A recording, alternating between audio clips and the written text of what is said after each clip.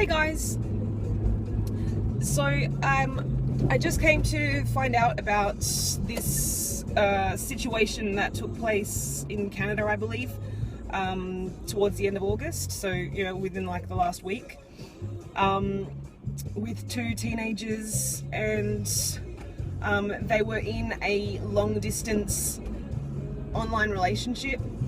They'd apparently never met, and the guy was really depressed, and the girl basically encouraged him to kill himself, and he did. So now she is going to court for involuntary manslaughter. And get out of my fucking zone, you cunt face. You know when people drive like right next to you, like boxing you in? Fucking Suzuki Swift. Anyway, they're just upset because they don't have a real car. What am I even saying? It's daylight. Fucking, like I don't do daylight, so it's all just a bit much. Anyway, so there was text messages that are being used. They were presented in this article, which they were talking about in the video. I'll leave a link to the video in the description if you want to see it, by Horror Studio One. And he was just talking about it in his, what he calls his unedited podcast. And so when I was listening to all of this, like the text messages, it's like, like if I was the prosecuting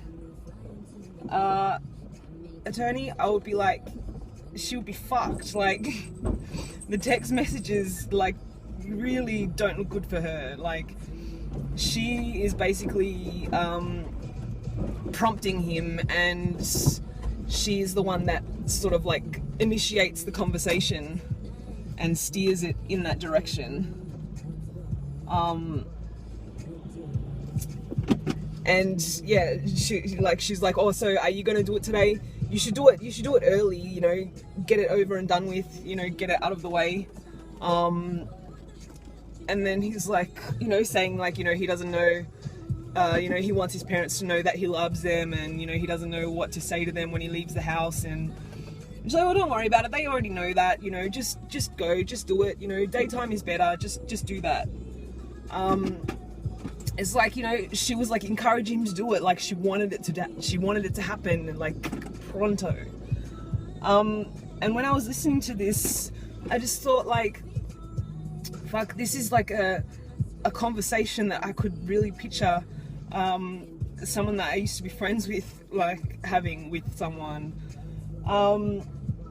Because while she hasn't prompted anyone to kill themselves, although she did tell me to kill myself when I was a teenager, but I didn't do it, so it doesn't count.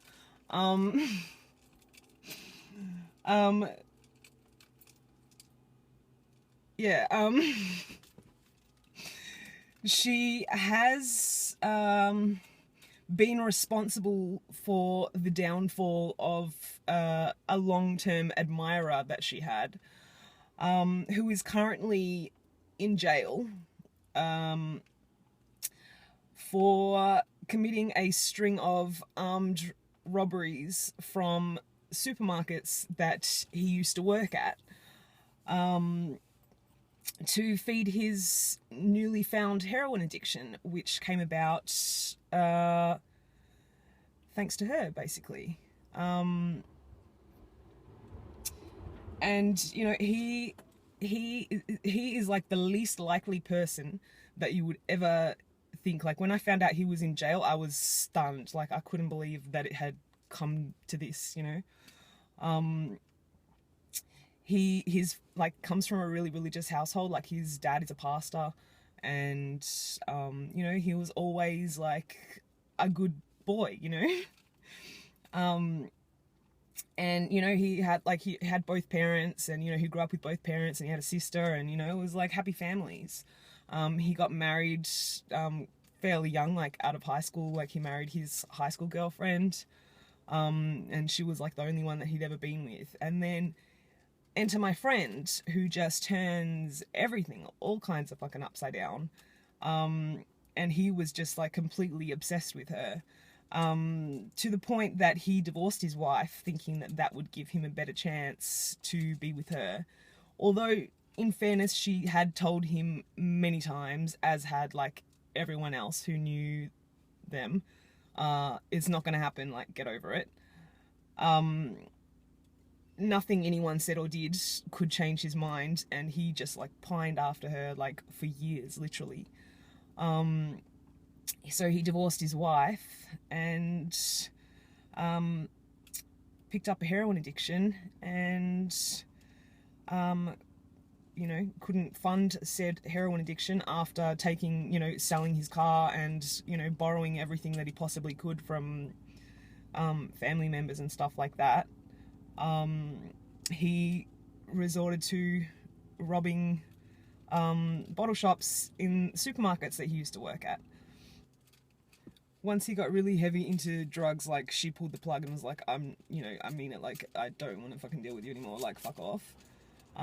So he went and did the armed robberies and everything like that without her knowing about it.